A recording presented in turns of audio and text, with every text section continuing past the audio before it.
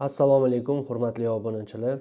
Bugungi videomiz Uzun marketda Uzun Boost reklamasini yanada effektivroq ishlashi uchun Market Plus jamoasidan yangi instrumentni ko'rsatib beramiz sizga. Bu misol uchun Uzun marketda siz boost yoqqaningizdan keyin aytaylik bu kalit so'zlar orqali yoki qaysidir kategoriyada birinchi o'rinda turish uchun yoki qaysidir o'rinda turish uchun siz boost yoqasiz. Misol uchun bu so'zga siz 13.210 so'm qo'ygansiz 10-o'rinda turish uchun. Aynan shu o'rinlarni saqlab qolish uchun yoki birinchi o'ringa chiqish yoki qaysidir o'rinni saqlab qolish uchun siz har doim boostni o'ziga kirib seller kabinetida ko'rib chiqib ruchnoy to'ldirib chiqardingiz. Ana endi shuni o'rningizga bot qilishi mumkin yoki agar qaysidir o'rindan pastga tushsangiz sizga xabarini ham berishi mumkin bo'ladi. Aynan shu instrumentni Market Plus orqali siz ishlatsangiz bo'ladi. Bu instrumentdan foydalanish juda oson. Har bitta so'z yoki har bitta kategoriya bo'yicha nastroyka ham qilib qo'ysangiz bo'ladi. Misol uchun bu kalit so'zga siz 13.210 so'm qo'ygansiz 10-o'rinda turish uchun yoki parfyumeriya для мужчин degan so'zga siz 11.526 so'm qo'ygansiz 4-o'rinda turish uchun. Ana endi plus knopkasini bosib turib siz rejimni tanlashingiz mumkin. Bizda ikkita rejim bor. Birinchisi bidder, ikkinchisi bildirishnoma. Bidderda bu avtomatik ravishda sizni 4-o'rinda saqlab qolishi mumkin. Agar 4-o'rin qilib belgilasangiz yoki 1-o'rin qilib belgilasangiz, 1-o'rinda avtomatik ravishda siz saqlab qoladi. Misol uchun qaysidir konkurent siz 12.000 tikkan bo'lsangiz, kimdir 12.100 so'm tiksa, u sizdan o'tib ketadi, 1-o'ringa chiqib oladi. Aynan shuni bot har 20 minutda ko'rib chiqadi, har bir reklama kompaniyasini tekshirib chiqadi. Agar qaysidir so'zda siz nastroyka qilib qo'ygan bo'lsangiz, 1-o'rinni srazu kimdir 12.100 so'm tikib qo'ygan bo'lsa, bizni bot 12.102 so'm tikib qo'yishi mumkin bo'ladi. Shunaqasiga ishlaydi.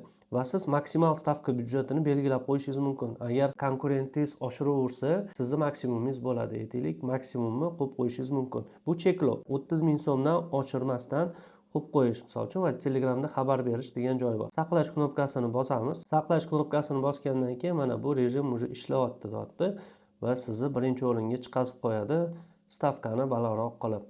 Keyin sizga xabar keladi Telegramda, ya'ni avtobidder ishga tushdi deb. Agar sizdan kimdir balandroq уже stavka qilsa, misol uchun 14.250 so'm yangi stavka deydi, e'lon bu o'sha kalit so'zni ko'rsatadi. Mana shu kalit so'z bo'yicha yangi stavka qo'yildi deb, 1-o'rin uchun stavka avtomatik optimallashtirildi deb sizga xabar keladi. Konkurent balandroq narx bersa, undan balandrog'ini qo'yib ushlab turaveradi. Siz Uzun marketda o'sha saytiga kirib turib, Uzun Boostni nastroyka qilib o'tirmaysiz joyini. Bu sizni vaqtingizni ham tejaydi. Keyingi versiyasi bu, misol uchun buni bidderni o'chirib qo'ysangiz ham bo'ladi yoki har bitta so'zga alohida qilishga ko'p vaqt ketadi desanglar, mana bu yoqda barchasini sozlash degan joyi bor. Barchasini sozlash deb turib, hammasiga bittada применить ко всем qilsanglar bo'ladi. Qo'llaniladi, 8 ta reklamaga yo'nalibdi. 8 ta reklama bor, hammasiga qo'llaniladi. Endi bildirishnoma. Bildirishnoma bu nima? Misol uchun, deylik, mana erkaklar duxisi degan so'zga 4-o'rinda turibdi. Aynan shunga 4-o'rinda turibdi. Bildirishnoma qo'yib qo'ysangiz bo'ladi. 4-o'rindan pasaysa, 7-o'rindan pasaysa va 10-o'rindan pasayib ketsa, sizga bildirishnoma keladi. Saqlash knopkasini bosganingizdan keyin Telegramda sizga mana bunaqa xabar keladi. Stavka urildi degan. Reklama kompaniyasining nomi, qaysi so'zda stavka urilganligi va uni 1-o'rindagi stavkasi necha pul bo'lganini ko'rsatadi.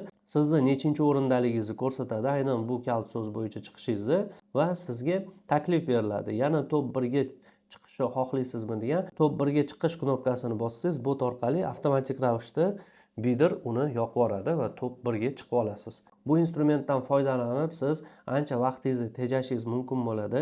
Agar sizda boost kompaniyalari juda ko'p bo'lsa, har bittasiga ulgurmaysiz monitoring qilishga, o'shanga bu sizni yaxshigina vaqtingizni tejaydi va sizni reklama kompaniyalaringiz maksimal effektiv ravishda ishlashga yordam beradi. Nega? Chunki bu o'z o'rnida sizni o'sha reklama pozitsiyalaringizni birinchida chiqishi yoki qaysi belgilagan o'rningizda qolishga har doim sizga yordam beradi.